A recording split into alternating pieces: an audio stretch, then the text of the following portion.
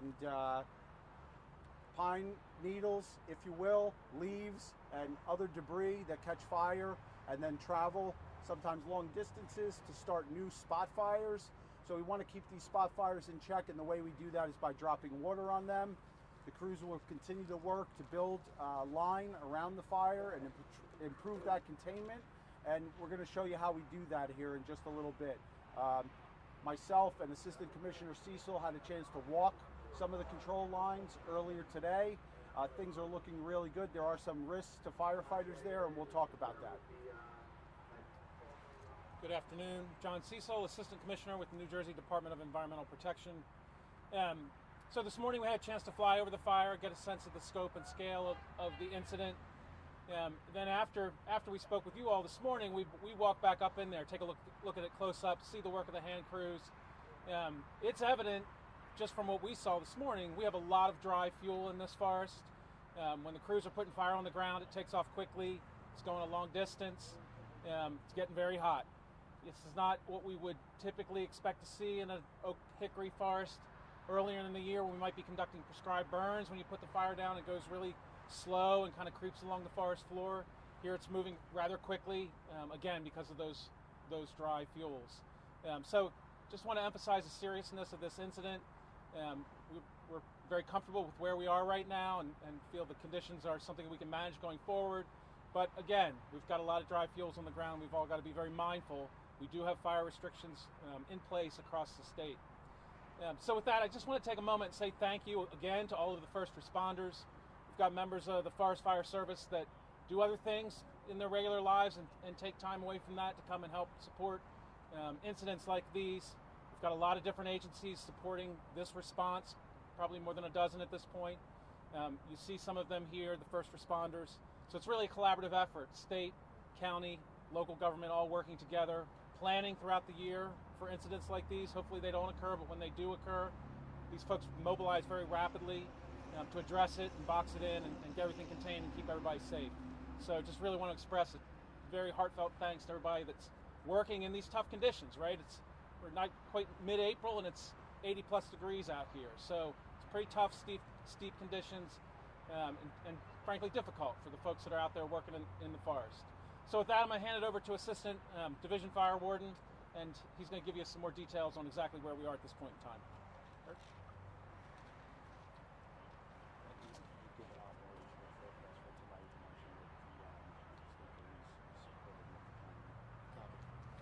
All right, so good afternoon. My name is Eric Weber, E-R-I-C-W-E-B-E-R. I'm the Assistant Division Fire Warden for the New Jersey Forest Fire Service for Division A, which is the northern region of New Jersey. Okay, this is the Canoose Fire. Started yesterday around 2 p.m. We tried to go direct with the fire, but due to the weather conditions yesterday, the dry fuels and the high gusty winds, we were unable to continue to go direct with the fire yesterday afternoon. Yesterday evening, we conducted a burnout operation, as you can see on the map behind me, which would be the east side of the fire, which is the Division Zulu. We conducted a burnout operation to kind of secure that fire line. That held overnight, held this morning, and is doing really well. So that area is in patrol status. On the east side, the west side of the fire in Division Alpha is where most of the work is being conducted now. We have a hand crew up there digging hand line manually. I'll show you in a second what that looks like. Going direct and indirect with the fire where they can, using some unofficial ATV trails that kind of go through the area. Burning out the fuels between that line where they're setting up and the fire itself. Right now we think that line is about halfway done at this time. So for tonight and going into the evening, we're going to continue to support that operation. We're going to continue to burn out on the west side of this fire and tying in with Echo Lake itself. Once the fire is, the burnout operation is complete, we will monitor the fire to make sure it stays within the containment lines. As you can see on the map behind me, our projected containment lines. And then we will have some night operations and operations tomorrow, continuing the same mission, keeping it contained within the lines you see behind me. The cause is still under investigation. We're cooperating, as the chief said, with state, county, and local resources. The New Jersey State Police is here supporting us with our incident management team support and some planning stuff. The last fire that we had at this location was in 2009. That fire was approximately 75 acres. The last large fire in northern New Jersey in Division A was in 2020. That was the Rock Face fire out at the Delaware Water Gap. And then in 2010, that was the Sunfish Pond fire in Worthington State Forest. What you'll see behind me is an example of the hand tools that our firefighters are using on that Division Alpha. So we have a hand crew, which is typically 20 personnel. They are literally digging, scraping the forest, digging the leaves and the forest fuels, the brushy material on the floor, down to mineral soil, pulling it away from the fire, and then they are using our torches to do that backfiring operation. And in support of that, we also have a bulldozer working in that area, reinforcing that line to help us ensure containment, hopefully tonight. Any questions? So, yes, sir. You mentioned the fact that it's 400 acres now, but the containment is up. Like, how does that map work, even though it's expanding? Yes, so this here is the map. The fire itself is approximately in this area, okay? The crew that's been working up on the west side here off of Route 23 in Division Alpha is bringing fire with them. That's where that backfiring operation is taking place.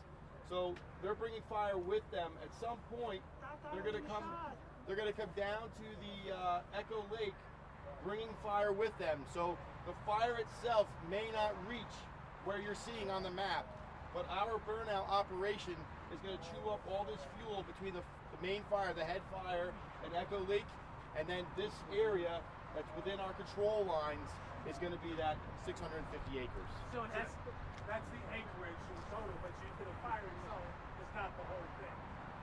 The fire right now is not this whole thing. It's approximately 400 acres now. It hasn't consumed all of this fuel yet, but it will with our burnout operation.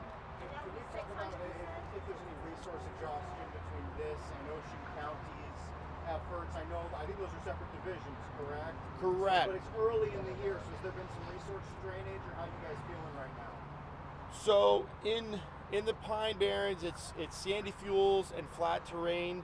Up here, it's steep terrain, hardwood forests, and in rocks. You know, there's a cliff, a rock face here. We're working around this cliff as it goes all the way up and through the fire, as you can kind of see it here, right here on the map.